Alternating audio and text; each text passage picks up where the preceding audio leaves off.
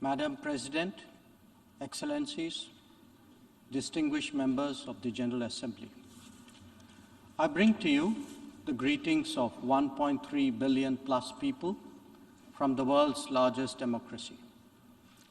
They join me in congratulating the President of the General Assembly, Ambassador Csaba Kőrösi, on his election to chair the 77th session of the UN General Assembly. They follow closely developments at the United Nations, reflecting the increasingly globalized nature of our existence. We meet at a challenging time for the world order. This session's theme, a watershed moment, transformative solutions to interlocking challenges, seeks to capture its seriousness. Excellencies, the year 2022 is an important milestone in India's journey towards growth, development, and prosperity. India is celebrating 75 years of its independence, what we call Azadi Ka Amrit Mahotsav.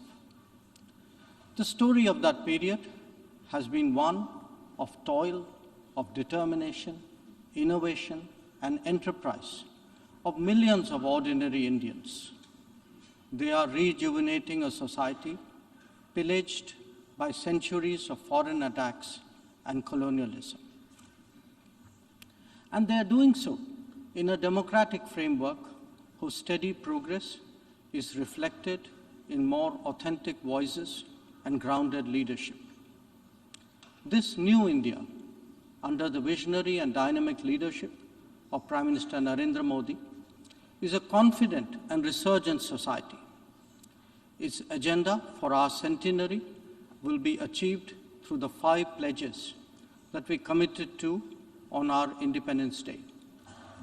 1, we are resolved to make India a developed country in the next 25 years. For the world, that creates more capacities for global good. 2, we will liberate ourselves from a colonial mindset. Externally, this means reformed multilateralism and more contemporary global governance. 3, our rich civilizational heritage will be a source of pride and of strength. This includes care and concern for the environment, so ingrained in our traditional ethos. 4, we will promote greater unity and solidarity. This expresses a coming together on global issues such as terrorism, pandemics, or the environment. And 5, we will instill consciousness of duties and responsibilities. This applies to nations as much as it does to citizens. These 5 pledges affirm our age-old outlook that sees the world as one family. We believe that national good and global good can be entirely in harmony. It is this conviction that led us to supply vaccines to over 100 nations. Similarly, our evacuation operations in HADR situations always had room for other nationals in distress. Even as we meet our own development targets, India offers partnerships to our brothers and sisters in Asia, in Africa, and Latin America. And we do so based on their needs and their priorities. Today, the focus is on green growth, better connectivity, digital delivery, and accessible health. Our solidarity is not just in words. You can see them in 700 projects across the world. Madam President, even while India contributes to global betterment, we recognize the sharp deterioration in the international landscape. The world is already struggling with challenges of post-pandemic economic recovery. The debt situation of the developing is precarious. To this is now added the rising costs and the shrinking availability of fuel, of food, and of fertilizers. These, along with trade disruptions and diversions, are among the many consequences of the Ukraine conflict. The Indo-Pacific, too, witnesses fresh concerns about its stability and its security. And climate events have added an overlay on these mounting anxieties. As we saw in the case of the COVID pandemic, the South will be the most impacted, even if the immediate causes are well beyond. It is imperative that global conversations recognize this deep unfairness. The inequity of vaccine distribution should not be replicated in other domains. Madam President, as the Ukraine conflict continues to rage, we are often asked, whose side are we on? And our answer each time is straight and honest. India is on the side of peace and will remain firmly there. We are on the side that respects the UN Charter and its founding principles. We are on the side that calls for dialogue and diplomacy as the only way out. We are on the side of those struggling to make ends meet, even as they stare at the escalating costs of food, of fuel, and fertilizers. It is therefore in our collective interest to work constructively, both within the United Nations and outside, in finding an early resolution to this conflict. Excellencies, while the global attention has been on Ukraine, India has also had to contend with other challenges, especially in its own neighborhood. Some of them may be aggravated by the COVID pandemic and ongoing conflicts, but they speak too of a deeper malaise. The accumulation of debt in fragile economies is of particular concern. We believe that in such times, the international community must rise above narrow national agendas. India, for its part, is taking exceptional measures in exceptional times. We do so when we send 50,000 metric tons of wheat and multiple tranches of medicines and vaccines to Afghanistan. When we extend credits of $3.8 billion to Sri Lanka for fuel, essential commodities, and trade settlement. When we supply 10,000 metric tons of food aid and vaccine shipments to Myanmar. When we fill the gap in humanitarian needs left unaddressed by political complexity. Whether it is disaster response or humanitarian assistance, India has stood strong, contributing particularly to those nearest to us. Excellencies, the world as we knew it is poised for transformational changes.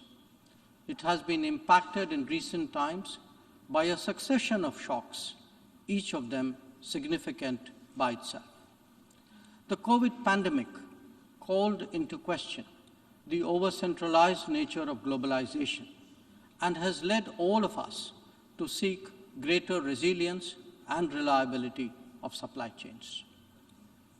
The repercussions of the ongoing Ukraine conflict have further heightened economic stresses, especially on food and energy. Climate events have added to disruption that the world is already facing. As for the promise of technology, it has certainly multiplied our capabilities, but also added to our vulnerabilities.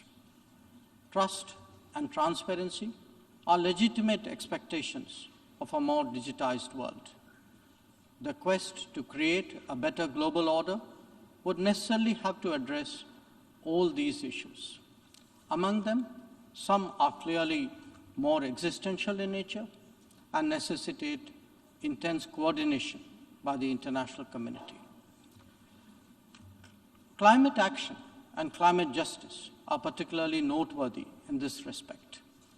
In their pursuit, India has worked with partners on the International Solar Alliance, the One Sun, One World, One Grid initiative, and the Coalition for Disaster Resilient Infrastructure.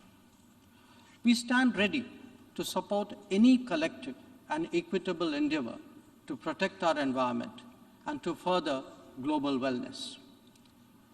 Lifestyle for environment, or LIFE, as declared by Prime Minister Narendra Modi in Glasgow on the sidelines of COP26, is our homage to Mother Nature. India remains deeply committed to fighting climate change under the UNFCCC and the Paris Agreement. We do so on the principle of common but differentiated responsibilities and respective capabilities in the light of different national circumstances. We have announced our updated nationally determined contributions after COP26. Excellencies, India's steadfast commitment to South-South cooperation is by now well established and well recognized.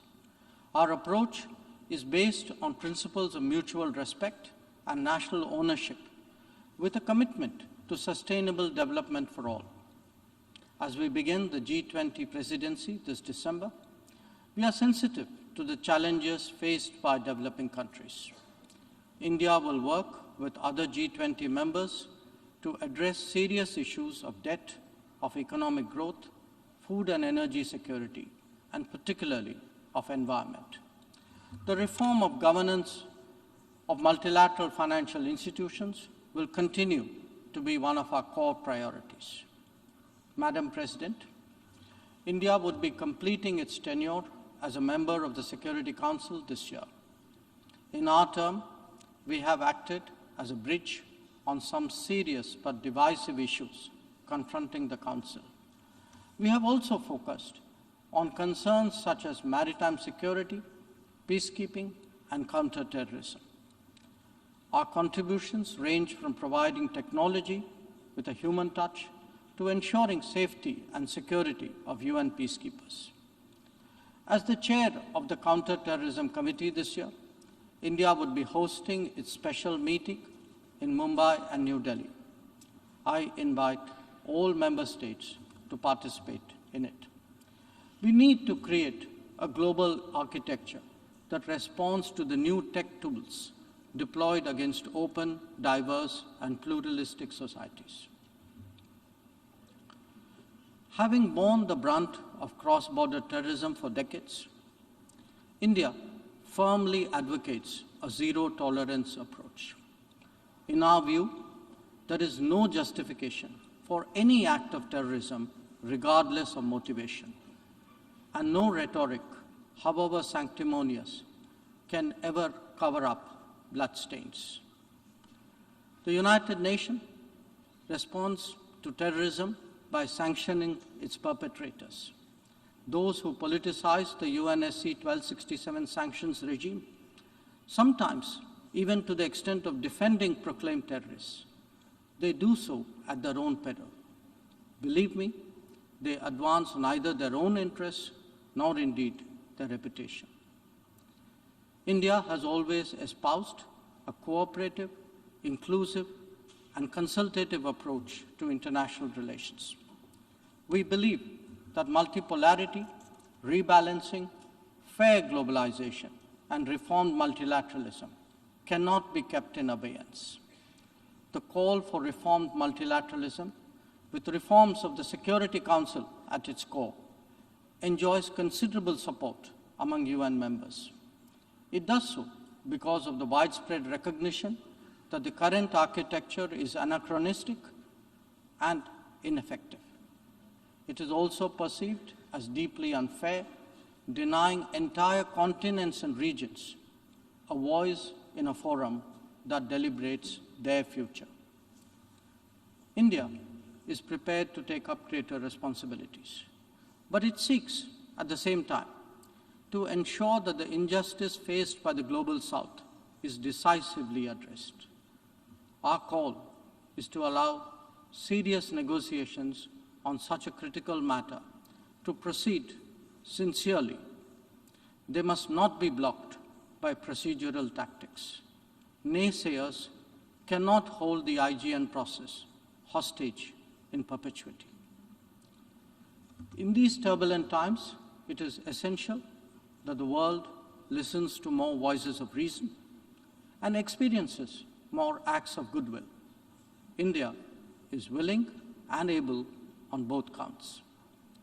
We believe and advocate that this is not an era of war or of conflict. On the contrary, it is a time for development and for cooperation. Madam President, in the past, this august assembly has served as a meeting point of views and as a catalyst for action. It is vital that we continue to believe in the promise of diplomacy and the need for international cooperation.